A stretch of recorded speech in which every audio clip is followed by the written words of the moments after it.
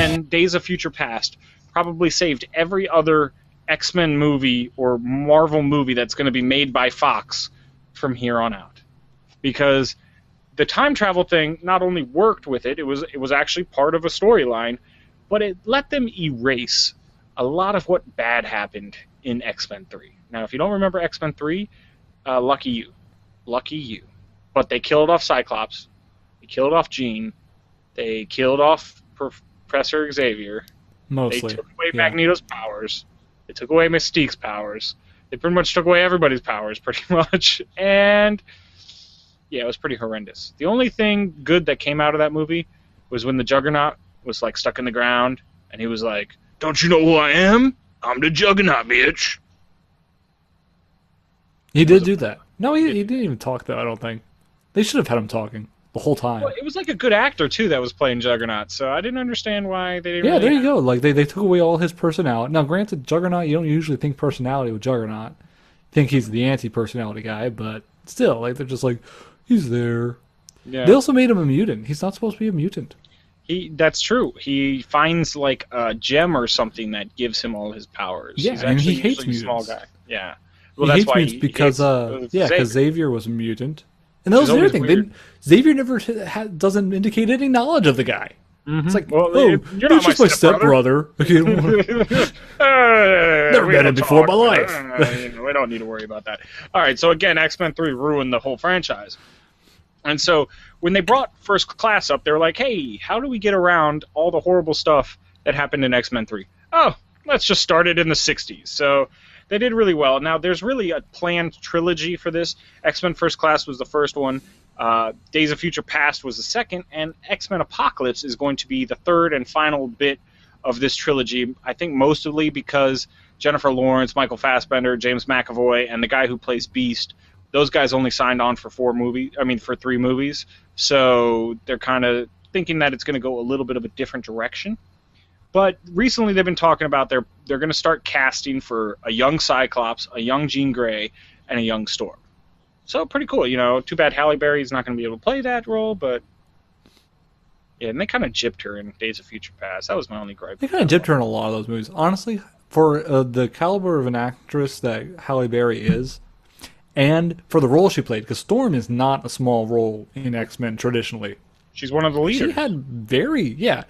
She usually had a pretty minor part for all that in all the movies, really, even in 1 and 2. Like she was there, she does stuff, but she wasn't one of the main focal characters. She doesn't have a whole lot of lines. She does some important stuff. Yeah, I was kind of surprised at just how at her not having an even larger role in that. And even in the first 2 movies, because you got Halle Berry playing it too. Yeah. So.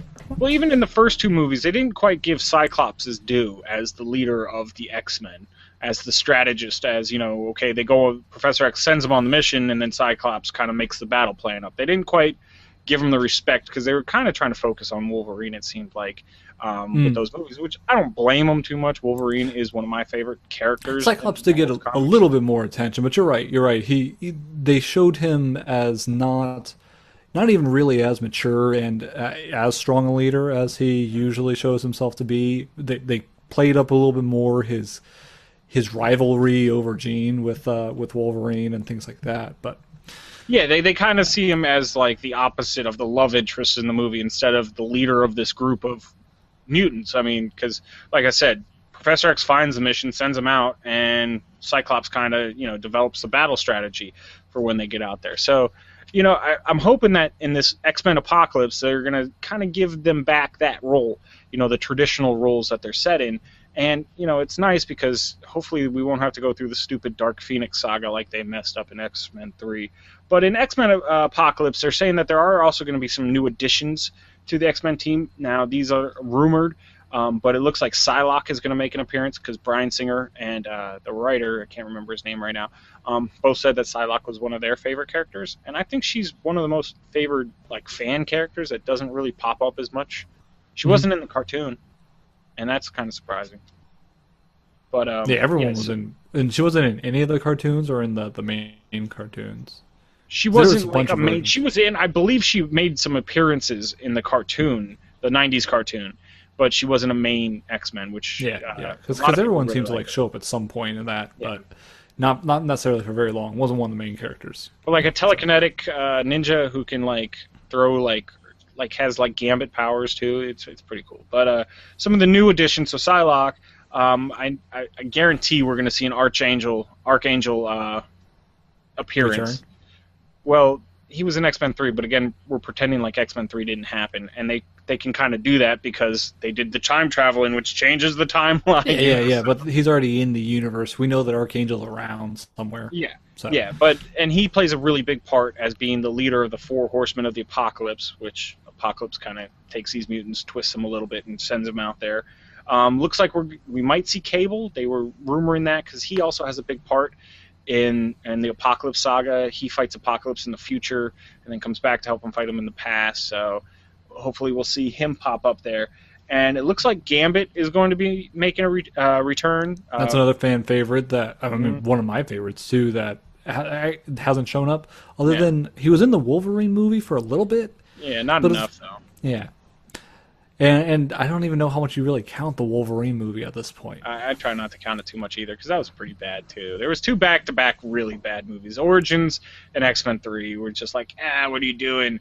But, and in the comics, Mystique is his mother, so that might be interesting, the way they try to bring him in, because they already showed Pietro, who is Magneto's son. I don't think they're going to be able to do Scarlet Witch because of her involvement in the Avengers, so that's I thought they were going to, because they were doing Quicksilver in both, so... they might. I guess we'll have to see. Yeah, we'll see. And I heard that there were plans to have both of them anyway, so...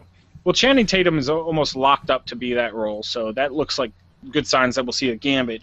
And then, I'd say our favorite character from all the X-Men movies, Nightcrawler. He's got. Now there we go. That's what I've been saying for a while. They needed to bring back Nightcrawler. And they showed his father, Azazel, and they showed Mystique, who's his mother too, and she was part of the Evil Brotherhood for a while. So. I honestly thought that after the events of Days of Future Past, they wouldn't be able to bring Nightcrawler in, because I thought that maybe, because of things that happened, maybe they erased him coming in. Mm-hmm. But I'm glad that whatever they're doing, whatever, I don't even care if it's the biggest plot hole in history. Bring Nightcrawler in, I'll be happy. Bring him back. Are they getting the same actor for Nightcrawler as they did for X-Men 2? I am not sure about that. I have not heard about that one. But because he was just perfect, spot on. He played it well. He played it very well. Everything he played well. So I'm hoping so. And then, this kind of opens the door for maybe a spin-off movie of Mystique's kids, because she's known to be the mother of how many different mutants? I can think of Gambit, Nightcrawler, Rogue, I think at some point. Yeah. They move her in as her mother. So honestly, her kids are some of the most interesting of the bunch too. So Nightcrawler and Rogue alone, and Gambit's powers don't seem as related, but it's whatever. They're cool. Yeah, they're still pretty darn cool. I'll take it. Wait a second. I didn't know. Gambit's one of her children? Yep. So the whole thing with Gambit trying to get with Rogue all the time, that's realization. Now they changed that in the cartoons, so don't worry about because that. Because they didn't want to deal with incest. Yeah. But in the comics, I believe Gambit is Rogue not Rogue. Mystique is Gambit's mother. So I don't know. Correct me if I'm wrong. Comments are down below. But I believe in the comics that's how it all kind of plays out at one point, because in comics they switch everything and then they switch it all again and then they switch it all again. So at one point she was his mother.